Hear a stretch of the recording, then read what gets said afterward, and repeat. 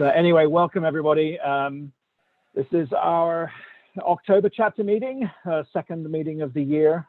A year we had hoped we would be back in person. Unfortunately, the COVID virus had other ideas, and we are still virtual. So I didn't really introduce myself. I'm Richard Appleyard. I'm the Sim Portland chapter president.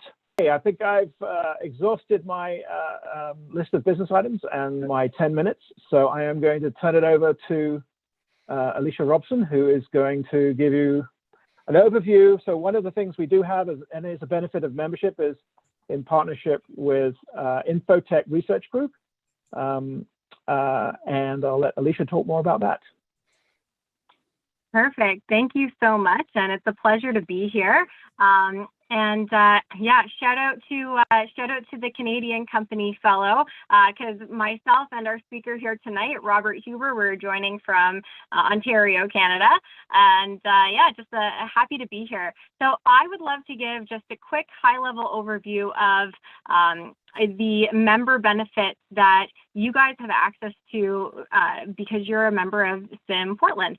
So I'm just, I threw it in the chat there as well. So you can either scan the QR code that we have here up on the page, or you can click on the link there. And what that's going to do is take you to our partnership. Can access some complimentary resources. I'm just going to briefly go over that with you all tonight. So through this research relationship that we've formed with the Sim community here, Infotech is offering all of the Sim Portland members access to specific research and services across a wide range of topics, just as an additional member benefit. So you can access these resources, again, just by scanning that QR code on the screen here. Lots of you have your cameras off, so I hope that means you have your phones up. If you're accessing it on mobile, the form that you need to fill out is just at the bottom of the screen there, and it's going to send the content directly to your inbox. So you have to bypass having to speak to anybody to get your content there. And I'm just going to briefly go over what that actually looks like. So, people I find either get really excited or cringy when I show them this table of contents here, thinking I'm going to jump into a chemistry lesson. I will not. I promise you that would be equally painful for both of us. But this is our IT management and governance framework. So it's really a great overview of our comprehensive methodologies that are designed to improve your core IT processes. And I mean, broadly, every IT department faces a lot of the same, challenges, right? If you're trying to build something like build your DRP, you're not the first one to do that, right? So we want to take what Infotech has learned, speaking with tens of thousands of members, and apply it to your core IT projects just to get them done faster, more effectively, and more efficiently. But you know what, just because other organizations have done it first, it doesn't translate to your project, right? So we have designed here kind of a DIY-friendly resource. We call them blueprints. So I actually pulled one of them up for you today. That was that DRP that I was mentioning. So this is what one of our blueprints looks like. And on top of every one of our blueprints, you'll find a member rating where it goes over the average dollar saved for this particular project, implementing this particular blueprint, number of average days saved as well. And you can, again, read what our members are saying and get the whole good, the bad, the ugly there, we really want to apply best practices here. What this is going to do, what you receive when you sign up to receive this, is intermittently we're going to send you content like this. So it's going to look like blueprints, and these. And when I say that, I'm not just saying, it's not just like fluff marketing, right? I mean literal tools and templates like Excel files and Word sheets and PowerPoints and things that you can take and throw your own logos on there, throw your own data in there. And these are all of the templates that you need to fix this problem or to, bring this project to fruition. And the goal here is really to get these projects out of your backlog into your sprint. And I know that sometimes when we're trying to implement new things, it's kind of like people groan and they're just like, oh my goodness, project management, it sucks. Well, yeah, we're well aware of that. Everybody knows it. So what can we do to help you get this done more quickly, more efficiently, and all of that kind of cringeworthy, like time spent doing those little minute details? We take care of that for you with the use of this. So the next thing here is our diagnostics, and we're going to be touching a lot on these diagnostic programs tonight, actually. In fact, our whole presentation is built around making data-driven decisions. And the first way that you can start implementing that and start making more data-driven decisions, so you're not just relying on, intuition or trends or what have you, is to implement a diagnostic. And so this is our Business Vision 1. We all know stakeholder management is a critical aspect to running any successful IT department. And this is a very low effort yet high impact program that is it's more of a survey that your teams can complete, and it gives you more insight on satisfaction and capacity demands. And I actually have one of our sample reports pulled up here. I'm going to scroll through this and show you the good stuff. So this is going to give you the IT capacity scorecard is one of the items that you're going to get on here. This is one that I find a lot of the, oh, sorry, here I lost my slide there. Anyways, this is one that I know a lot of our IT leaders just swoon over because it shows the demands on IT by each department. And then, the next time you approach your stakeholders for resources, you now have the data to back up those requests, right? This is ultimately more of a business case that we're giving you to, present to the leadership team. This is where the bottlenecks are. This is where the capacity constraints are coming from. This is where we can't be innovative because we're spending too much time putting out fires and, mitigating tickets and whatnot, right? So we really want to use this to help you become more of a partner and a business partner as opposed to, that firefighter. You're also going to get various satisfaction scorecards as well, and these measure the satisfaction of key decision makers annually. And this also provides feedback. So it provides feedback from them, and Sally, who might be filling out their feedback from the leadership team, is going to provide unbiased feedback based because she's not seeing what Joe, over in the other HR is saying, right? And so it's really going to provide you really great oversight on, what IT is doing well, what, where you could improve, and we're going to give you the resources to actually do that as well. After you run this diagnostic, we were talking about it earlier, actually, we have our CIO Awards, and it automatically enters you to win one of those awards. We take a percentage of the top scoring organizations and the IT leader from that organization. I want to stress that IT leader, you do not need to be a CIO to implement this. They win an award, which is great because we really want to show that, hard work and satisfaction really does pay off. So ultimately, those are some of the resources that we are providing for you. And with that, I would like to introduce you all to our speaker for this evening, Robert Hubert. So Rob has provided solutions for a variety of public and private sector industries, including transportation and agriculture, healthcare, infrastructure, and higher education. His current focus right now is state and local government clients throughout the state of Oregon. So throughout all of these roles, he has supported organizations as they plan their changes and they, really take the time to execute IT strategies, and he helps them optimize these strategies as well. And so that's it from me. I am going to hand it over to Rob now that I see his presentation's up. And without further ado, Robert Hubert, everyone.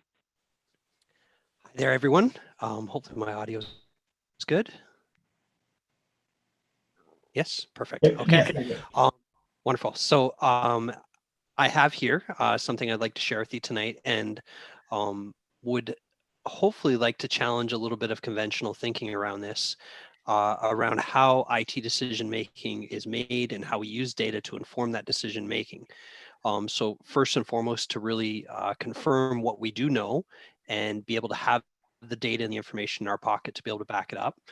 Secondly, I'd like to see if we can look at a way to challenge some conventional thought around key performance metrics and indicators. And then lastly, introduce some new tools or frameworks or approaches. Here is it's called the MoneyBall CIO, and just make sure my presentation pulls up well. So how many, or does anyone here know who Billy Beane is?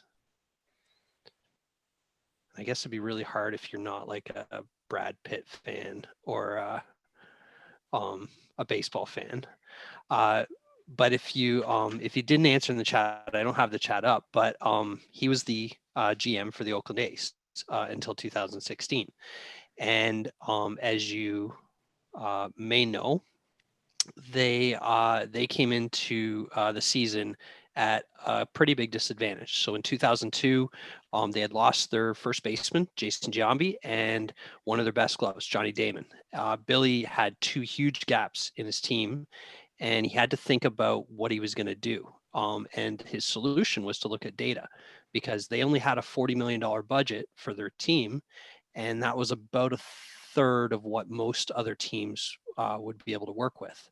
So he was challenged to really figure out how could he do more with his baseball team with less money, which is a very familiar theme when we look at running IT departments. So the first thing that Beane started doing was actually looking at the data and asking some questions. And so the initial really key question is, what's the goal of baseball, right? What are we really trying to accomplish here? And the first thing that his leadership team said is, we're trying to win the World Series. That seems obvious. And, that, thank God that they're on the same page in terms of that. If you're the GM of a baseball team and at least, the rest of your leadership knows you're trying to go towards the same direction. The challenging part is trying to figure out, how do we get there? And so, he started to press them. Well, how do we win the World Series? Well, you got to get to the playoffs. Well, how do you get to the playoffs? So you got to win the most games. And how do you win the most games? Well, you have to put people on base. And that ultimately they were looking at, how do they use data to inform their decision making around winning those games so that they can get themselves into that position. And so this is where his strategy maybe went a little bit different from what the team was looking for. And he had to have the data to really back up what he was trying to do. And so at that time, and if you remember baseball around, the early 2000s, a lot of it was really done on gut instinct. People would, they'd pick up players, based on their costs, their past history, who sold the most jerseys. It was really, just a gut feeling kind of thing. And that's how they would build the best teams. What the on-base percentage was as the biggest indicator, right? So at that time, on-base percentage was a very undervalued set. You could say comparatively that 3-point shots in basketball is in the same category back in the 2000s. So Beane decided to put together a team based on that indicator, on-base percentages, that would consistently beat the Yankees and the Red Sox. That was his benchmark. And so he used the data to change how they went about scouting farm teams, about how they made decisions. It's actually really, it's actually a really good movie to sit down and watch every now and then, with seeing how it all played out. So why do we talk about baseball as an analogy to running an IT department? Well, data is changing industries. Almost every industry that we're working with, as a research firm, data is influencing the direction that they're going in. He used data to change the way that he was looking at stuff and tried to identify something that other people didn't see that would give them a competitive advantage. It very much relates to the book that you guys are doing for the book club next month with Travis, or next week. This is, it empowers somebody when they have that data to start to ask questions about what they're going to try to do. And in the World Series of IT departments, trying to figure out what your metric is for success. So what are we going to use to really measure or determine, if we're successful? There are lots of them that people bring up, like we hear things like uptime and whether projects are delivered on time or on budget. And those are important things that we have to do. However, are those the things that generate business satisfaction? Are they the things that make your stakeholders happy with what IT is doing? Like, do you get a high five for the network not failing? It doesn't necessarily work that way now. And so having a general feeling around those metrics, or that we're doing an okay job because we haven't heard otherwise, I think we can push ourselves beyond that. And so this is where the whole Moneyball concept comes into play. And, perhaps a good way to think about it is, that the operational, like keeping the lights on and running IT matters. And I'm going to show you where that matters within the metrics itself. But there is another level that we can get to.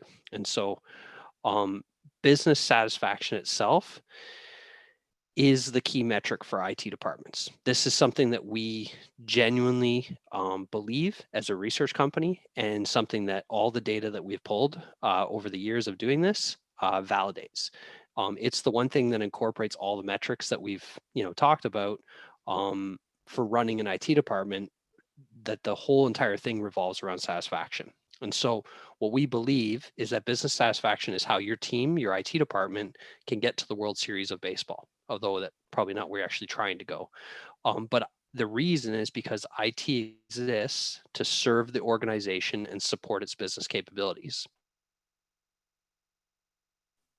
Now, up on the screen here, what you see is our what we call our Infotech Tower of IT maturity. And so it's a way that we use to visualize how the business itself perceives the IT shop with satisfaction. So in 2002, the Oakland A's would have been kind of sitting there at the bottom, unstable, struggling, a lot of room to go.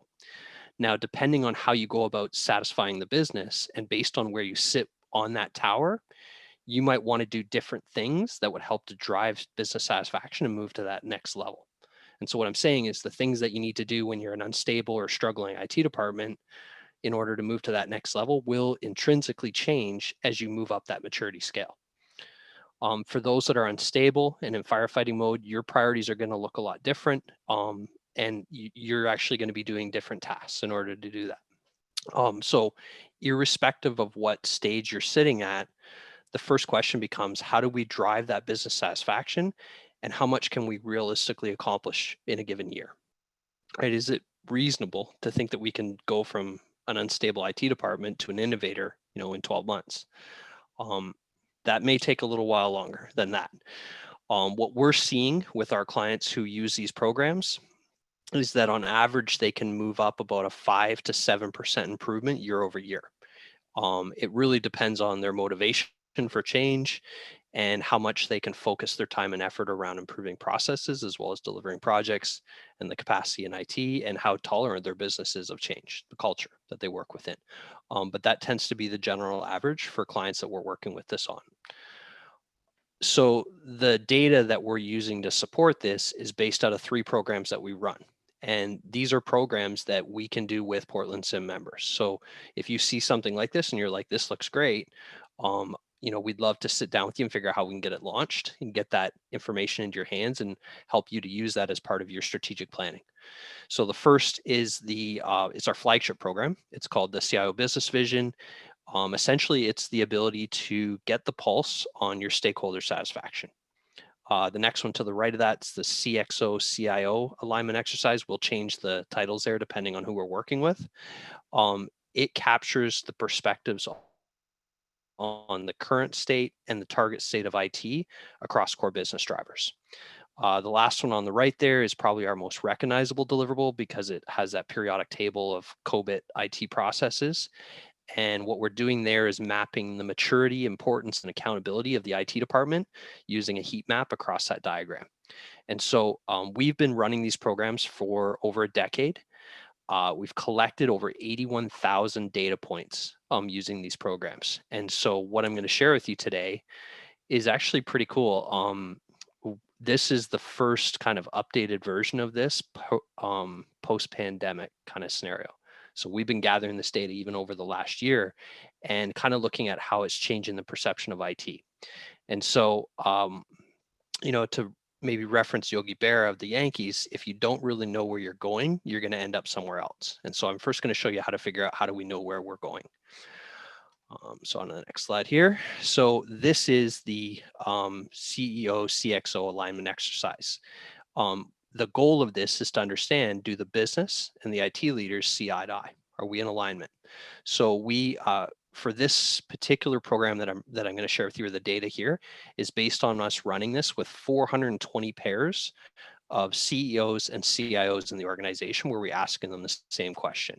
What we're trying to determine is on those 5 levels of maturity, where they share similar answers, and where they see where they have alignment in what they're saying. And so what we found is that only 41% are actually aligned when they're looking at the target role of IT. And so that's the blue line at the very top there. That in that scenario, only less than half of the time is the CEO and the CIO on the same page, just in terms of where they're going. Not even looking at the current state itself, right? And that's specifically looking at the target state of, are they trying to be an innovator, right? So as it moves further down, it becomes less and less of an agreement. So this is a really interesting point because, we're looking at 5 different options to describe the target state of IT. And if there was 1 point of deviation, then they're somewhat misaligned. If they're 2 points off, so if the CEO says IT is a trusted operator and IT says we're an innovator, they're really, really off. That's like a significant amount of deviation there. So the first part is kind of where we're going. The second part is how able are we to execute? And so the current performance of IT, which echoes this kind of issue of disconnection, is only around 22% of organizations are aligned on performance. And so that's the combination of the 16%, the 4%, the 2% across that area where IT is actually executing. This is really alarming. It shows that that when we're asking a CEO, what do you think IT can do and is capable of doing, and you're asking the CIO the same question, that they're not on the same page at all. And it does require some sort of action or to do something about it. What we can take away from this slide is that misalignment between the highest levels of an organization means that effort may not be properly allocated in the right areas. So somebody may be working on something that's not doing what we need it, what may be the best use of their time and effort. This type also, like this misalignment itself, usually it's a symptom, right? So we're kind of noticing that there's something there and there may be other issues that need to be resolved. And so our position as a research partner, as an objective, unbiased partner in that process, is that it is absolutely critical that the most senior person in IT and the most senior executive in the organization, at minimum, have agreed alignment on the current and the target state of IT, right? Even if the state is bad, you at least have to be on the same page. Because if you make future investments and you go through a lot of effort to improve, you may not really be achieving the desired outcome in that process. So that's our first kind of really clear, like if you don't agree on it, it's kind of a no-go to go beyond that. Now, the next one that we asked is how satisfied is the business with the IT department? And some people will think their score is above an 8. Some people think they're between a 6 and an 8. It's, when I've shared this with people over the years, a lot of people are just kind of guessing like where we're going to be. For us, when we're looking at this and we get this data back for a client, we generally see that anything over an 8 is really good. An 8 is somebody who's willing to champion or advocate on the behalf of IT. They're willing to fight for the same causes. As we start to move down that score and down that chart, they'll become less and less of a proponent or supporter of what IT is trying to accomplish. It tails out at the end there. These are scenarios where these are a lack of understanding of the value of IT. or people who are using, going out and procuring rogue services or shadow IT from outside of the organization, they've kind of given up on the IT department. And again, it's really important to know those things, to know those areas, because something can be done about it. We can change that situation, right? So the first and foremost part is to get the basics right. So how do we determine what are the level of services, products, key performance indicators that are ultimately going to perhaps change people's perception of IT? What are their expectations, and what are they really looking for from IT in order to deliver on that? And then how can we go beyond that to deliver higher value services, right? And sometimes do this on a pretty tight budget, right? So identifying things that don't cost a lot of money but have a huge impact is a very critical way of kind of using this data moving forward. So this program, we've been running a lot of our business satisfaction programs going back to 2013. So actually that probably should say 7 years, but what we've seen is actually certain things haven't changed too dramatically in terms of like overall satisfaction. So this is a kind of a data set of when people first do the diagnostic program with us, and they're coming in as a first-time client wanting to run this program and see where they are. And what we see is that this is usually where people start, is in around the mid 70s. It gives you a perspective of what are, like, is this kind of the normal amount? And so what we normally do with this information is somebody runs the program, we find a select like a number of clients that fit within their industry and the scale of their organization, and then we'll provide them with a benchmark to show, as a first-time customer running the diagnostic, here's how your data compares with your peers. Nobody knows who those other peers are, but ultimately they can look at it and say, is this where we would expect to start out, right? That then as they move along and we continue to work with them over the years, they'll start to really be measuring themselves back against their initial watermark and where things are going from there, and what their changing business expectations are. This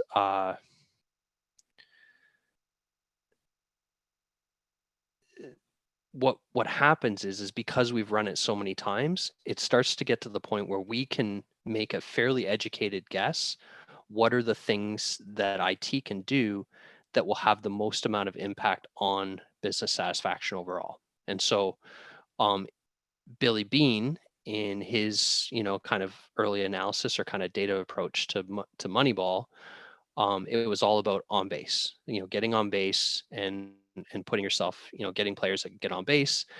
And for what we were able to see here is the equivalent of that is actually business relationships.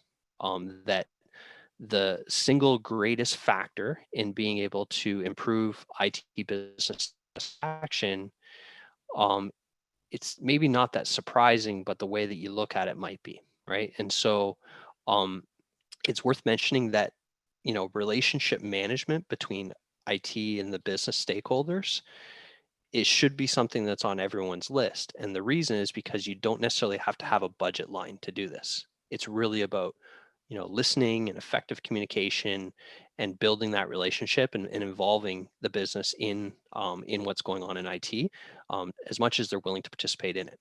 And so that's kind of wild that the whole value of relationships could, combine, applications and something else, that we think might be a lot more valuable than that.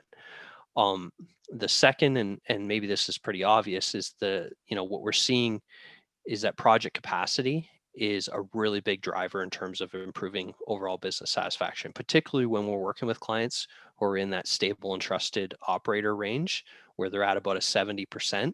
The greatest way that they can continue that improvement in satisfaction is with project capacity. The last few years, a lot of emphasis has been around things like agile project management capabilities.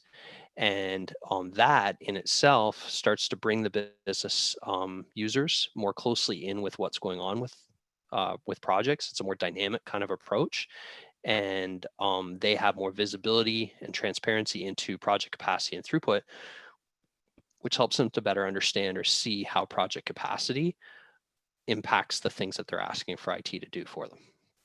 Right. So the third one on there is a notable mention would be infrastructure. And this kind of makes sense. However, this is what's really interesting about this is all three of these data points changed over the last couple years. And so infrastructure wasn't even one of these top three back in like 2015. It was down in the bottom here.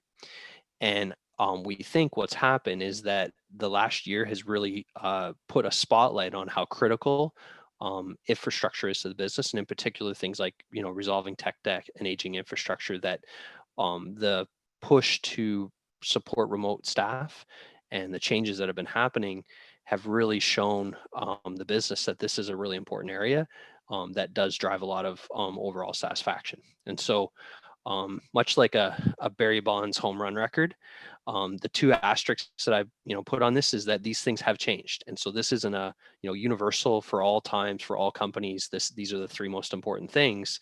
This is very specific to this circumstance, and it's moved over the years. The second is that this does come from IT departments of all different sizes, different verticals. What we're looking at is kind of seeing the overall state of IT here. The more important factor is to know your specific business, what they want, and what do they really expect. That is more powerful than any of these kind of predictive kind of analysis that we could do, as a business. And so we could help to tell you what your business expects from you in order to maybe get a base hit, but it's ultimately up to you to kind of get them into scoring position, bring them back home. And that's how that whole process works.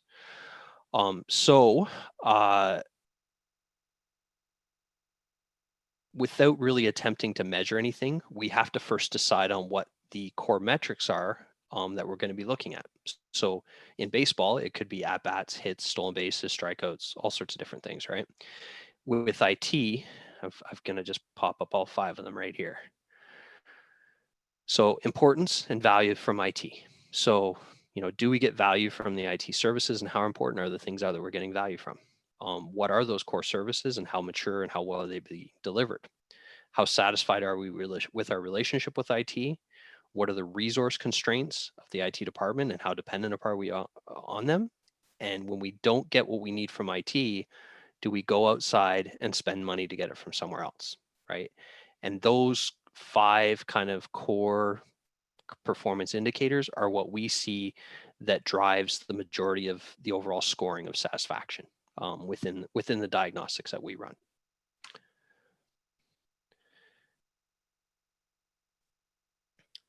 So from this, we can do a deep dive, and this is a bit of a so I think what Alicia had shown in the introduction.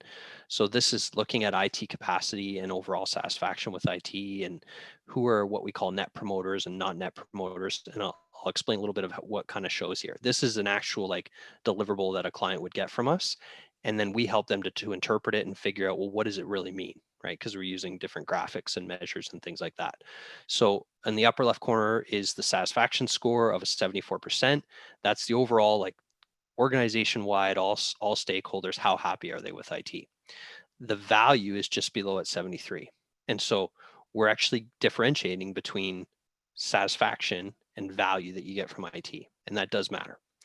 The next part is we want to look at what we call net promoters. And so those are those little figures underneath there, like from the game of life. And each one of those represents 10% of your overall stakeholders. So if you picture, we did this study with 100 people across an IT or across an organization, each one of those would be 10 of those people. What we're trying to identify are the net promoters, which are the green ones. And the green ones are the people who are advocating for IT, right? And that's the group, and you'll see it within, the feedback, with the results, with everything. They're the champions of IT, right? They're the ones who understand what's going on. They get the value of it. They're the first to speak out and say, IT deserves credit for this, or they worked all weekend and it's stood up. They're the ones who fill out the feedback on their help desk tickets, right? They're the net promoters. You want as many of those in your organization as you can possibly have.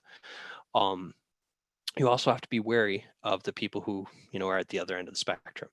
and figure out ways to try to maybe win them over as well. So if someone is blatantly unhappy with IT, it's just a matter of knowing it. First and foremost, you have to know that they feel that way, right? So the relationship scores are a bit lower down there. There's needs, execution, communication, relationship.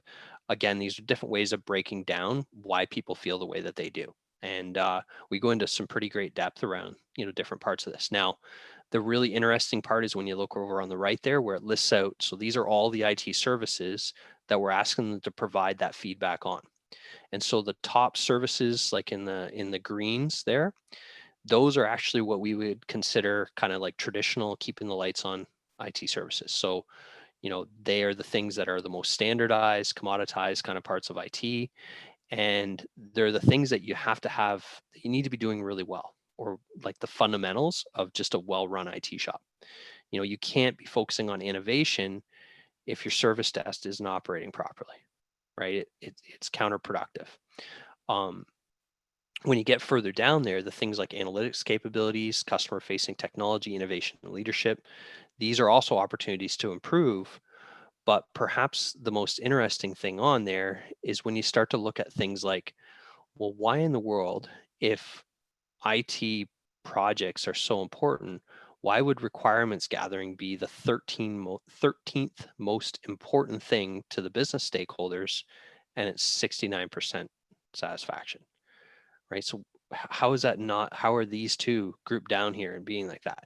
And so figuring that out and determining why our projects not looked at as important and not delivering value to the organization, or not delivering satisfaction, what's the issue there, can be the biggest differentiator in whether or not we can raise that satisfaction level, 5 to 7 points over the next year. Right? Could just be that one single part to figure that out, because you may be able to make or encourage the business to see projects as being more important a lot easier than you can go about implementing, business objects or something like that, in terms of the cost and the resources involved in it. So, so it kind of highlights some of those, shows how that all fits together. And it's kind of common for people in IT to joke around that the business doesn't really know what they want, right? I can actually show you that we have the data to back that up, right? That in some cases the business doesn't really know what they want, and so this is a kind of a call out to IT to help figure out, how do we then get them to reveal what they want so that we can, keep them happy and satisfied with IT. And so what we did here is we mapped out the traditional areas or the expected table stakes, and then seeing whether or not those top levels of satisfaction line up with it. And so, we're looking at relative or importance to the business leaders, and that the traditional IT areas tend to be at the top. However, the items that at the top may have that perceived importance, but they're not necessarily going to provide the best satisfaction. And so it kind of contradicts it when you're looking at business users from maybe how IT perceives it. And so it's kind of like causation versus correlation, and then trying to figure out, what's the reason why this is happening, and is this the root cause of it, or is there something else that's taking place? And so some of it is that the business doesn't know what they want. The other times they kind of forget the items that are on the left. They just focus on the things that they think are IT, and they don't tend to look at IT for things that they don't realize how much support the IT department provides for them in those areas. And so what we're trying to do here is help our clients to focus more on the core services that at the end of the day are going to give them the best bang for the buck in terms of what they can support the business and what they're really capable of doing something about. And it highlights a few individual things there, right? Like data needs to be good, but not truly spectacular, or it may go unnoticed, right? So data quality is important, but there's a certain kind of capacity or bandwidth for how much time do you spend on data quality versus something else. This next part's kind of looking at what's the threshold that exists? And what I mean by this is there's a certain point where when the maturity or the satisfaction or the maturity with a process drops below a certain threshold, it will then start to impact satisfaction.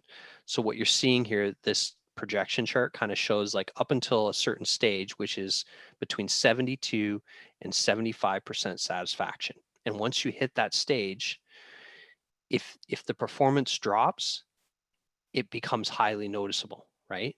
But if the performance gets better, it doesn't necessarily move the bar that much either, right? And so it's a weird kind of thing to run into where there's kind of like a break point where you can only do so much in a certain area before you have to focus on other things. And so to kind of illustrate that, like, once you've set up all your devices, your laptops, your policies, your project and innovation are all going well, it doesn't make sense to go and put like a third laptop on your CEO's desk, right?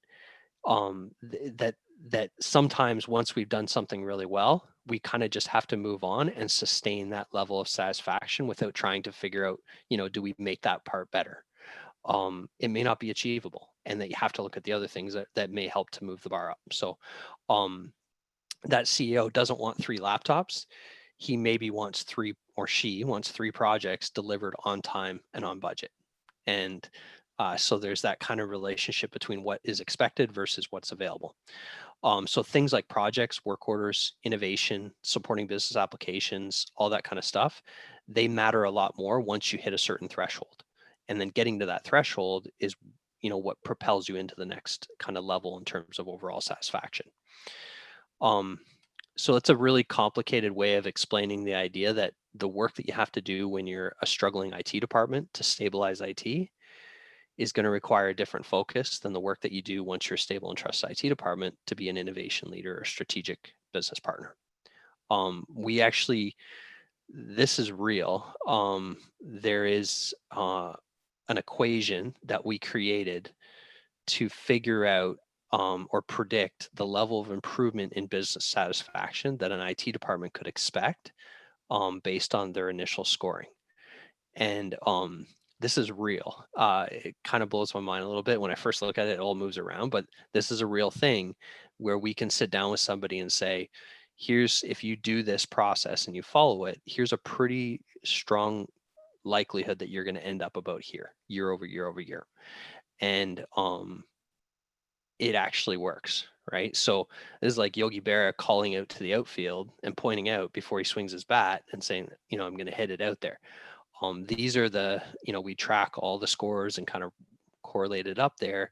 And what it shows is that with a high degree of accuracy, after running Cio Business Vision, we can sit down and help somebody interpret the results, build a strategy to help them make those improvements by focusing on the things that actually matter the most to their stakeholders. We can help them to improve their overall business satisfaction with IT by 5 to 7% per year, and then be able to go back and see, did we accomplish it each year over year over year? So I'm going to share with you kind of a case example that's very personal and kind of important to me. So they slipped this one in here, but this isn't the one that I was looking for.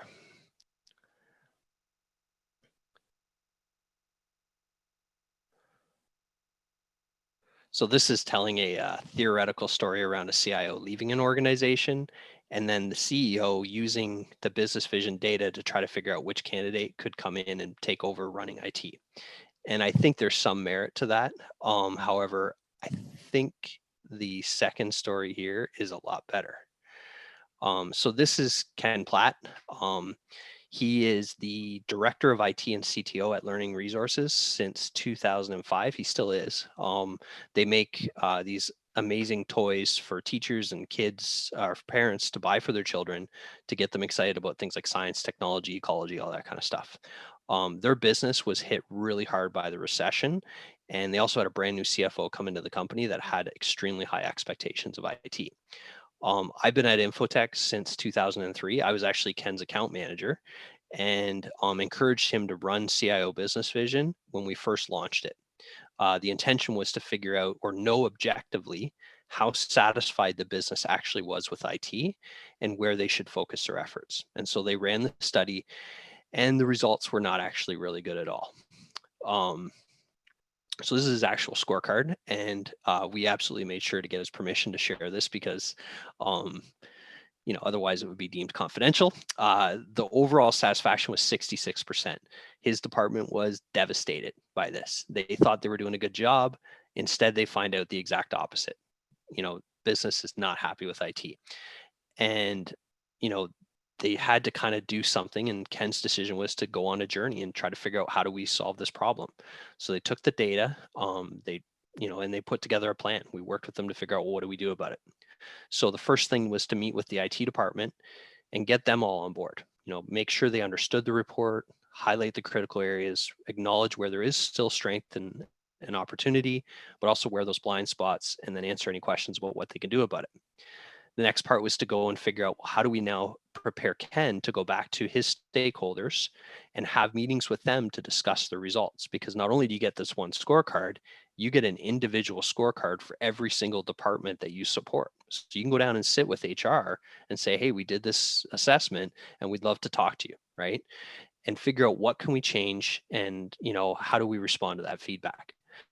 The next step was really just as simple as prioritizing things. So we built out a roadmap, worked with them to align those projects' capabilities to the business goals and the needs of the company, which is kind of what we call a strategic plan, or maybe you could call that like a batting order. And then we got the team on board, the commitment from the business, and they executed on that plan. Early on, like the first couple years, the first 2 years, it was all about tech debt. Their infrastructure was brutal. Their service desk was outsourced, and it was getting horrible feedback from the stakeholders. So they had to repatriate back into the house and build a help desk internally. But they stuck with it. They grinded through that first year, knowing that the satisfaction was bad, and they had to do a lot of things to fix it that aren't highly visible, with the exception of the service desk. And then after 11 months, we decided to run the study again to see whether that improvement was realized, right? So would they improve?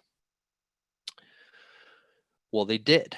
In fact, every single year after that, we would go through the exact same process with them. We would run the report. Ken would outperform what we thought he could actually do. And year over year, they were steadily increasing their overall satisfaction.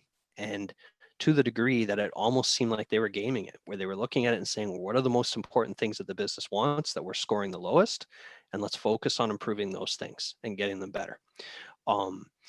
It was a fascinating couple years to go through that. This was a scorecard around 2015. And so as you can see, the difference in terms of what they were able to accomplish, right? We're now at a point there where, the things that they had to tackle were analytics, innovation, and client-facing technology, right? Not easy things to do. And so Ken is still a client. They're pushing in the high 90s. He's kind of plateaued a bit.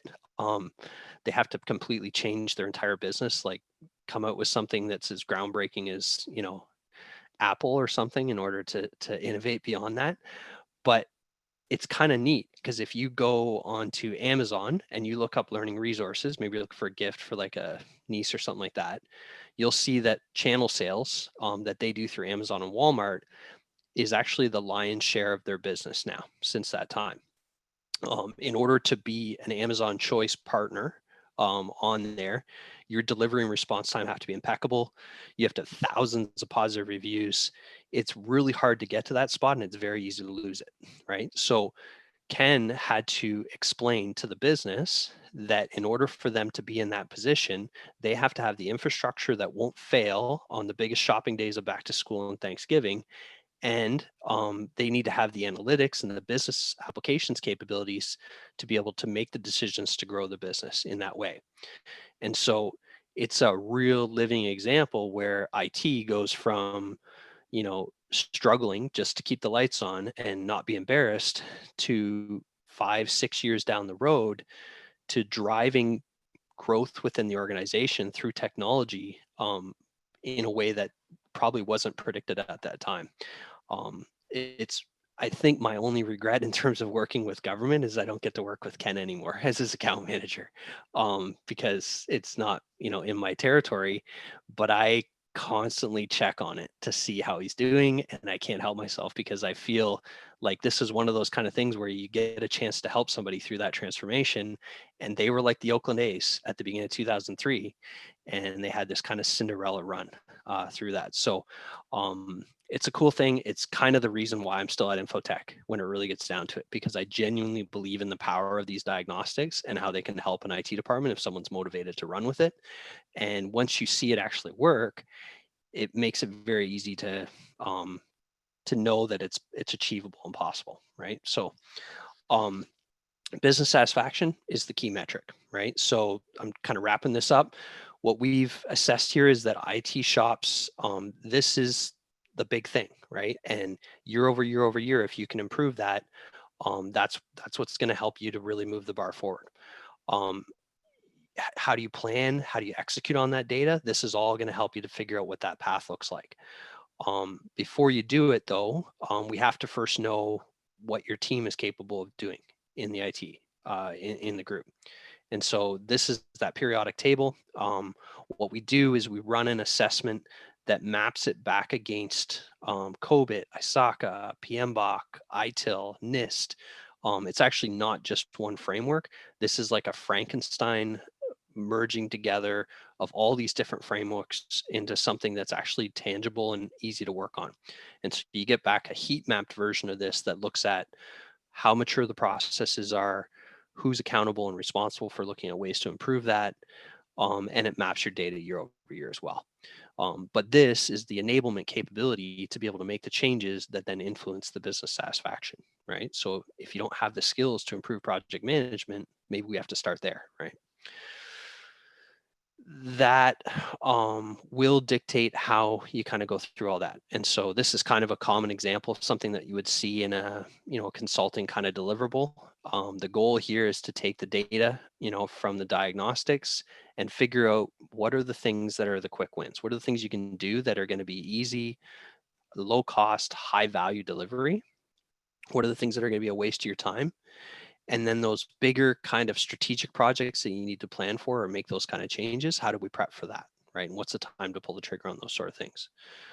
So this will evolve again over time. So as you improve what's going on in IT and you improve the overall satisfaction, the things that matter are going to shift around as well, because they're not going to be as big of a focal point, right? And it kind of shows how that, over time, what we think are easy, quick win projects become stuff that maybe before wasn't as easy to plan or look at that way, based on the overall score of your department. So last thing or kind of point that I want to make before we kind of open up any questions, I cannot overstress the urgency or timing of acting on this right now. So as many of you might have realized over the last 18 months, you did something in IT, and many of you did something that a lot of people would have thought was impossible. So with next to no time, IT leaders across the state moved their entire workforces to working remotely, almost overnight with very minimal planning. They mobilized their service desk to handle issues efficiently through remote support. They looked at ways to improve infrastructure, collaboration, communication platforms, security. They did all this stuff while this crazy pandemic was going on. And right now, I don't know if as many of them realize how satisfied or how happy the business actually is with them. Like, they might know it anecdotally, but do they objectively know, relative to the peers in their industry, how great of a job they did in IT over the last year? And so here's an opportunity for them to capture that while it's still fresh and arm them with the data and the strategy that they can use to prepare themselves for what happens after this, right? Are there IT capacity constraints right now that there's maybe not enough staff to deliver what the business needs? Absolutely. But why not have the business tell you that they would like to have more people in IT to deliver those projects instead of asking for it, right? Or you have an end of life ERP project. maybe it'd be really nice to have a discussion with the business about enablement and reporting requirements and things like that with those stakeholders before they go to their first post-pandemic conference, right? So it's a dreamy thing to imagine. So in summary, business satisfaction is really all about, how to get to that World Series of IT shops. We work with our clients to help them measure and continuously improve that data that's in there and how to use it and leverage it in the right way. And it's something that, I genuinely look for. I get excited to launch this program with clients. I've done this morning, just in my morning, we launched 2 of them with clients because everyone's trying to get it done so that they can have their data as part of our next round of awards for our Infotech Live in 2022. So I'm going to turn off the presentation.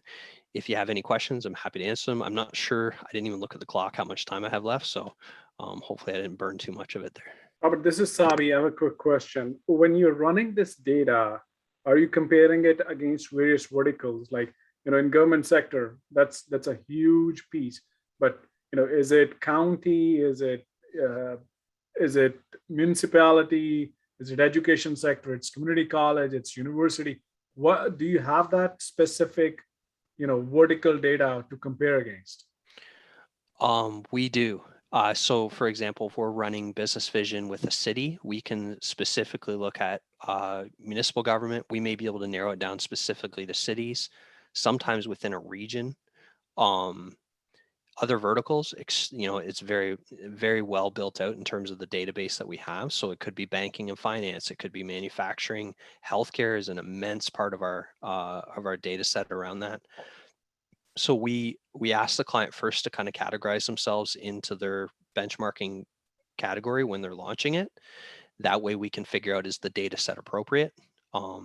We try to get about 35 or more peers that fit their exact criteria. And that's what we use for the benchmark. Hey, Rob, Richard here. And my question was more around what's the sample size, like when you're doing that, what was it, the initial stakeholder satisfaction? Is there kind of a minimum sample size you need, or how does that work? It's a good question, Richard. We do find that if you have too few of stakeholders within a department, that the overall score could fluctuate quite violently, just based on one person's last interaction with IT. So there are some programs that we run where we have a leaner version of it for a smaller IT shop. So for example, we do a lean version of the management and governance diagnostic, the periodic table. That's not all 45 categories. It's only 16 of them. That's really good for like a small shop. But we also, for the stakeholder satisfaction, it's good to have maybe 2 or 3 data points at minimum from each department. That way you're getting a realistic perspective of maybe how a few managers, directors, whoever within that group are interacting with IT. But we can do it with as many as 1,000 people. Up to 1,000, okay. I've delivered some so you said insanely. there was a smaller version that's not, was it 9 versus there's 30, how were the different two? The management and governance one, so the periodic table, one that looks at process maturity. The lean version of that only covers, I believe it's 18 different core processes, whereas the more robust one does 45. And so 45, okay. We've got a small shop with 10 or 15 people in IT. We have some tailored blueprints and experiences that are all meant for somebody who, has to kind of do things a little bit more, just with less time to spend on it. So, hey, Robert, I have a question. This is Naveen Kudigantala from University of Portland. You mentioned a couple of factors that are very important. One is the relationship between IT and business stakeholders, and the second one is a project capacity. Could you please clarify what project capacity? A couple of questions. What is project capacity? Is it the bandwidth or delivering projects on time? How did you define project capacity? That is the first question. Second question, when you realize that this relationship between IT and business is very important, what were some of the interventions that companies did that successfully improved the rating or the contribution on that measure? Absolutely. So for the first question, relative to IT capacity, we're looking at it as the throughput of IT. So that's everything from intake of project to the project portfolio, ultimately to the delivery and change management of delivering that project. To us, that is what project capacity is. And we do measure that separately from like work orders or task requests to IT. So we do look at those as two unique functions. So when somebody's completing the survey, we give them a fairly good enough description of what that is so that the stakeholders who are completing it understand what they're looking at when they're scoring project capacity as well. We want to make sure that they are looking at it the same way that we're asking the question, so that when they're providing that, the data is somewhat realistic and relevant, right? So, but we look at capacity not just in terms of resource availability, but the entire, throughput of IT projects. To us is really the IT capacity, right? The second part related to like what are you said the interventions, or when we identify that there's a business stakeholder relationship challenge, what are the things that we can do to help somebody resolve that, or the actions that can be taken? The first part is really the executive coaching between what we would call like an executive advisor or an infotech counselor, so a senior research analyst that's working with the client to help them to prep for how they go into those meetings to sit down and go through that data with their executives, right?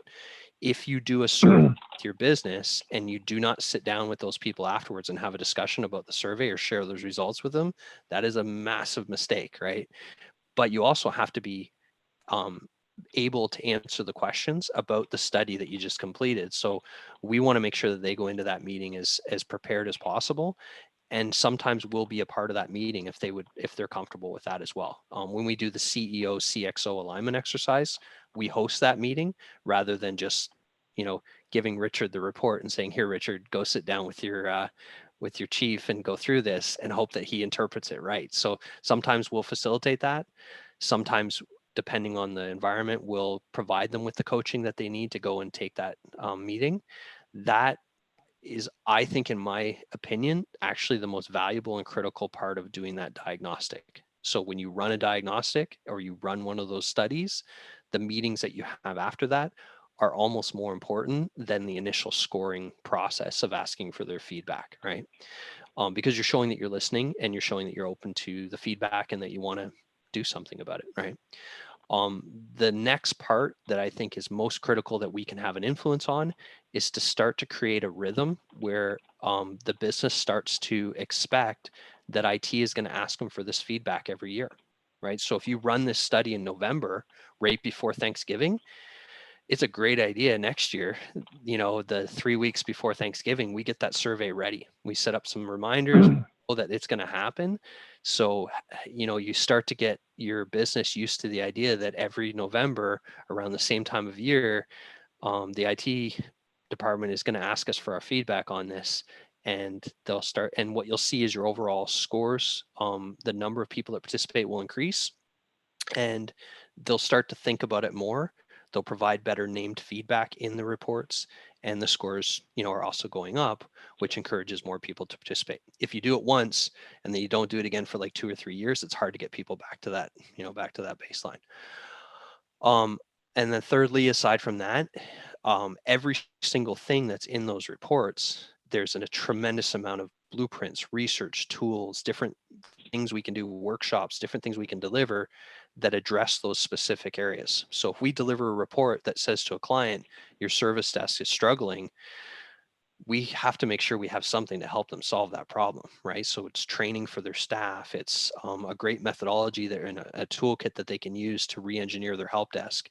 And what do they need to sustain that and moving it forward, right? So we need to provide those resources as well. So it's not just identifying a problem and saying, now you solve it. It's taking it that step further and helping them to resolve those issues.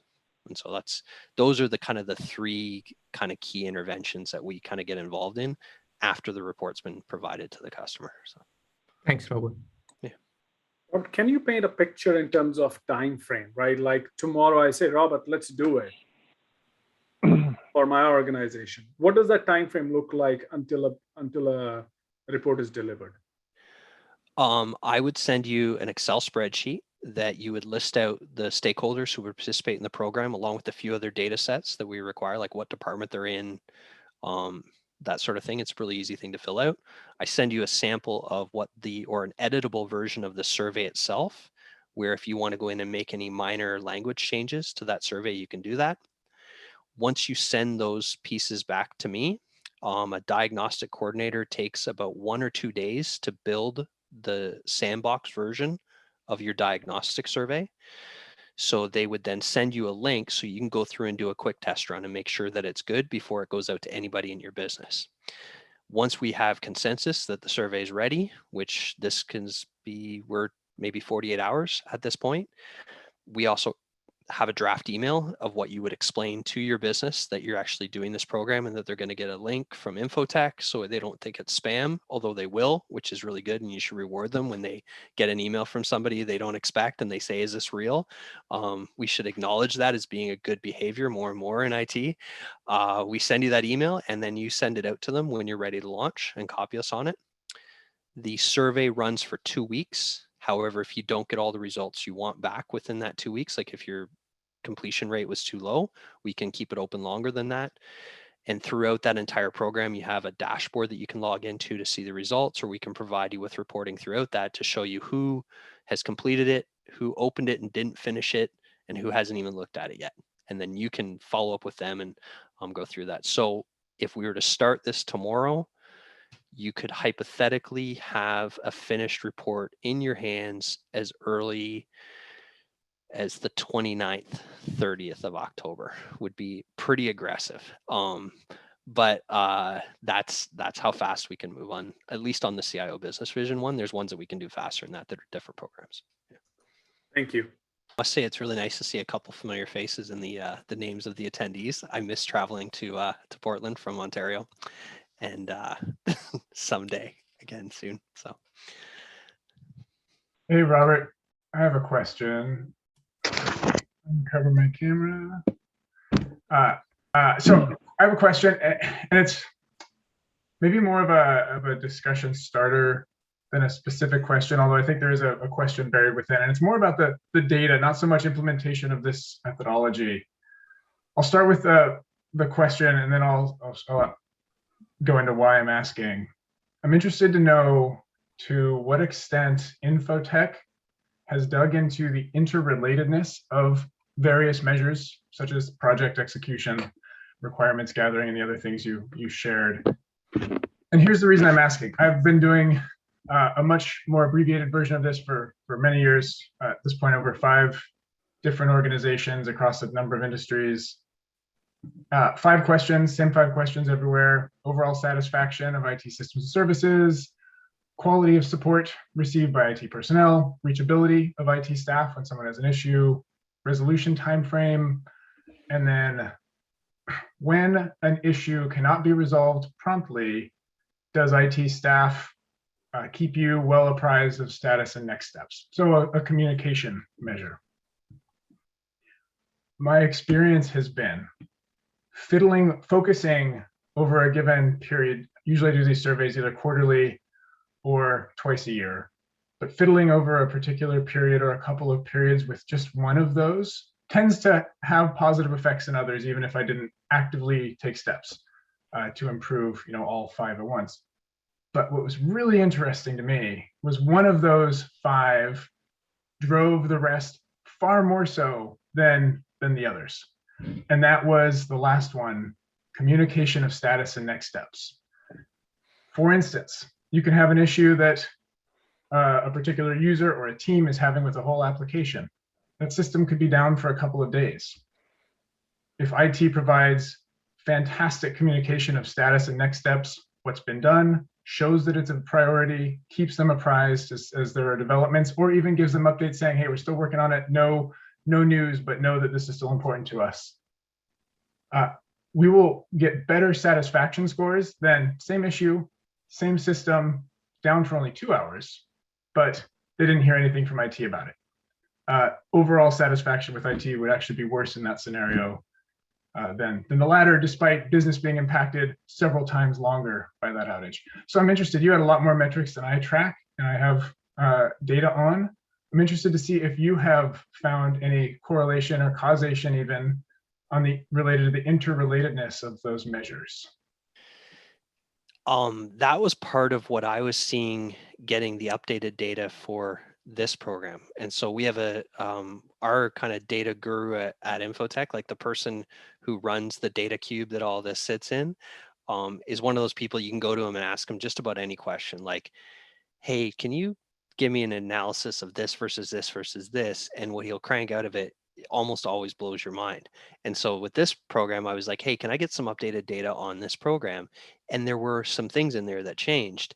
But the part that you describe, which really does fall within our kind of business relationship management, and specifically around the communication that goes back and forth between IT, and although the stakeholder satisfaction study doesn't go to end users, it would only go to like managers and directors in that. I think it correlates to exactly what you're describing.